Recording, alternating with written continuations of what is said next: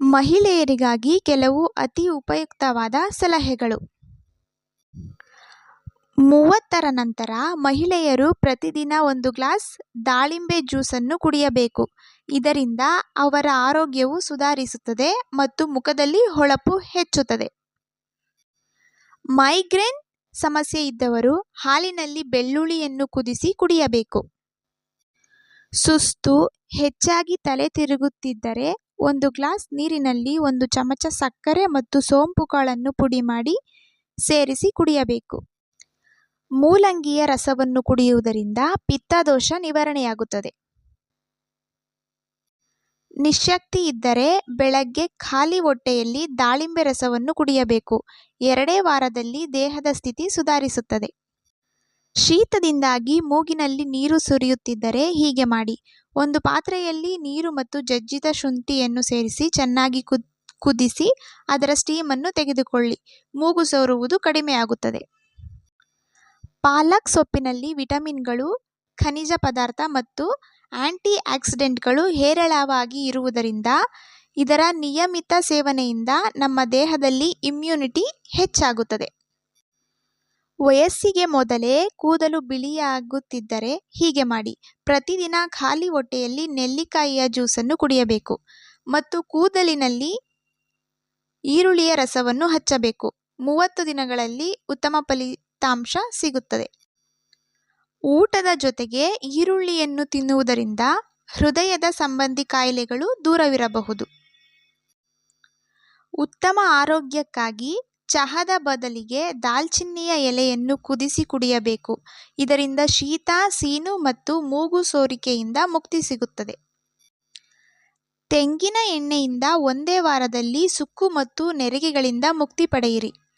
ಪ್ರತಿದಿನ ತೆಂಗಿನ ಎಣ್ಣೆಯಲ್ಲಿ ಸ್ವಲ್ಪ ಜೇನುತುಪ್ಪವನ್ನು ಸೇರಿಸಿ ಮುಖಕ್ಕೆ ಮಸಾಜ್ ಮಾಡಿ.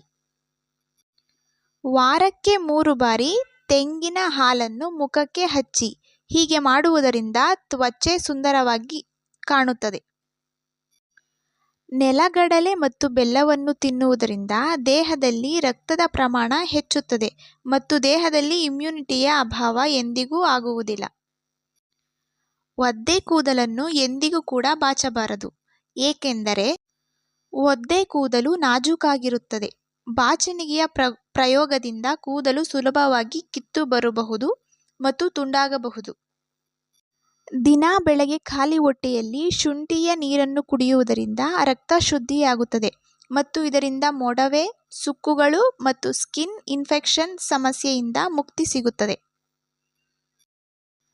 ಹೊಟ್ಟೆಯ ಬೊಜ್ಜು ಸುಲಭವಾಗಿ ಕರಗಬೇಕಾದರೆ ಪ್ರತಿದಿನ ದಾಲ್ಚಿನ್ನಿಯ ಸೇವನೆಯನ್ನು ಮಾಡಬೇಕು. ಪ್ರತಿದಿನ ಸ್ನಾನ ಮಾಡುವ ಮೊದಲು ತೆಂಗಿನ ಎಣ್ಣೆಯಿಂದ ಅಥವಾ ಸಾಸಿವೆ ಎಣ್ಣೆಯಿಂದ ದೇಹಕ್ಕೆ ಮಸಾಜ್ ಮಾಡುವುದರಿಂದ ನಮ್ಮ ದೇಹ ಶಕ್ತಿಯುತವಾಗಿರುತ್ತದೆ. ಕಹಿಬೇವಿನ ಎಲೆಯನ್ನು ಕುದಿಸಿದ ನೀರಲ್ಲಿ ಸ್ನಾನ ಮಾಡುವುದರಿಂದ ಚರ್ಮದ ಇನ್ಫೆಕ್ಷನ್ ದೂರವಾಗುತ್ತದೆ. ಪ್ರತಿದಿನ ಊಟವಾದ ನಂತರ ಪೇರಳೆ ಹಣ್ಣಿನ ಎಲೆಯನ್ನು ಜಗಿಯುವುದರಿಂದ ಹಲ್ಲುಗಳು ಸದೃಢವಾಗುತ್ತದೆ. ಈರುಳ್ಳಿಯನ್ನು 5 ನಿಮಿಷಗಳ ಕಾಲ ಫ್ರಿಜ್ನಲ್ಲಿಟ್ಟು ಅನಂತರ ಕತ್ತರಿಸಿ. ಇದರಿಂದ ಈರುಳ್ಳಿ ಹಚ್ಚುವಾಗ ಕಣ್ಣಲ್ಲಿ ನೀರು ಬರುವುದಿಲ್ಲ. ದೇಹದಲ್ಲಿ ವಿಟಮಿನ್ ಸಿ ಅಭಾವದಿಂದ ಕೂದಲು ಉದುರಲು ಶುರುವಾಗುತ್ತದೆ. ಹಾಗಾಗಿ ಇದರಿಂದ ಬಚಾವಾಗಲು ನಿಂಬೆಹಣ್ಣು, ಮೂಸಂಬಿ, ಕಿತ್ತಳೆ ಹಣ್ಣಿನ ಸೇವನೆಯನ್ನು ಹೆಚ್ಚಿಸಿ. ನಿಮ್ಮ ಶೂನಿಂದ ಕೆಟ್ಟ ವಾಸನೆ ಬರುತ್ತಿದ್ದರೆ ಅದರಲ್ಲಿ ಬೇಕಿಂಗ್ ಸೋಡಾವನ್ನು ಹಾಕಿ ಓವರ್ನೈಟ್ ಇಡಿ. ನುಗ್ಗೆ ಸೊಪ್ಪಿನಲ್ಲಿ ಹಾಲಿಗಿಂತಲೂ 3 ಪಟ್ಟು ಹೆಚ್ಚು ಕ್ಯಾಲ್ಸಿಯಂ ಇರುತ್ತದೆ. ಯಾರಿಗೆಲ್ಲ ಹಾಲು ಇಷ್ಟವಿಲ್ಲವೋ ಅಂಥವರು ನುಗ್ಗೆ ಸೊಪ್ಪನ್ನು ತಿನ್ನಿ. ದೇಹದ ತೂಕವನ್ನು ಇಳಿಸಲು ಇದನ್ನು ಕುಡಿಯಿರಿ. 1 ಗ್ಲಾಸ್ ನೀರಿಗೆ 1-2 ಹನಿ ನಿಂಬೆ ರಸ ಮತ್ತು ಅರ್ಧ ಚಮಚ ದಾಲ್ಚಿನ್ನಿಯ ಪೌಡರ್ ಅನ್ನು ಸೇರಿಸಿ ಖಾಲಿ ಹೊಟ್ಟೆಯಲ್ಲಿ ಕುಡಿಯಿರಿ. ಇದರಿಂದ ಹೊಟ್ಟೆಯ ಬೊಜ್ಜು ಬೇಗ ಕರಗುತ್ತದೆ. ಬೆಳಗ್ಗೆ ಹೊತ್ತು ಮೊಸರನ್ನು ತಿನ್ನುವುದರಿಂದ ದೇಹದಲ್ಲಿ ರಕ್ತದ ಪ್ರಮಾಣ ಹೆಚ್ಚುತ್ತದೆ. ನಿಮ್ಮ ಕೈಗಳು ಹಳದಿ ಬಣ್ಣಕ್ಕೆ ತಿರುಗುತ್ತಿದ್ದರೆ ಅದರರ್ಥ ನಿಮಗೆ ಕಬ್ಬಿಣಾಂಶದ ಕೊರತೆ ಇದೆ ಎಂದು. ಕಬ್ಬಿಣಾಂಶದ ಕೊರತೆಯನ್ನು ನೀಗಿಸಲು ಹಸಿರು ತರಕಾರಿಗಳು, ಡ್ರೈ ಫ್ರೂಟ್ಸ್ ಮತ್ತು ಬೇಳೆಕಾಳುಗಳ ಸೇವನೆಯನ್ನು ಹೆಚ್ಚಾಗಿ ಮಾಡಿ. ಕೂದಲು ಉದುರುವ ಸಮಸ್ಯೆ ಇರುವವರು ಪ್ರತಿದಿನ ನೆಲ್ಲಿಕಾಯಿಯ ಸೇವನೆಯನ್ನು ಮಾಡಿ. ಇದರಿಂದ ಕೂದಲು ಉದುರುವುದು ನಿಲ್ಲುತ್ತದೆ.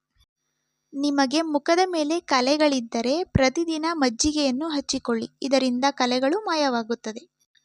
ಅಲೋವೆರಾ ಜೆಲ್ನಲ್ಲಿ ಸ್ವಲ್ಪ ಅರಿಶಿಣವನ್ನು ಸೇರಿಸಿ ಪ್ರತಿದಿನ ಹಚ್ಚಿಕೊಳ್ಳುವುದರಿಂದ ಚರ್ಮದ ಹೊಳಪು ಹೆಚ್ಚುತ್ತದೆ. ರಾತ್ರಿ ಊಟವಾದ ತಕ್ಷಣ ಮಲಗಿದರೆ ಬೊಜ್ಜು ಹೆಚ್ಚುತ್ತದೆ. ಈ ಮೇಲಿನ ಮಾಹಿತಿಗಳು ನಿಮಗೆ ಉಪಯುಕ್ತವಾದದ್ದು ಅನಿಸಿದ್ದಲ್ಲಿ ವಿಡಿಯೋಗೆ ಒಂದು ಲೈಕ್ ಮಾಡಿ, ಶೇರ್ ಮಾಡಿ, ಕಮೆಂಟ್ ಮಾಡಿ. ಇದೇ ತರಹದ ಹಲವಾರು ವಿಷಯಗಳ ಬಗ್ಗೆ ತಿಳಿದುಕೊಳ್ಳಲು ಚಾನಲನ್ನು ಸಬ್ಸ್ಕ್ರೈಬ್ ಮಾಡ್ಕೊಳ್ಳಿ. Thank you for watching.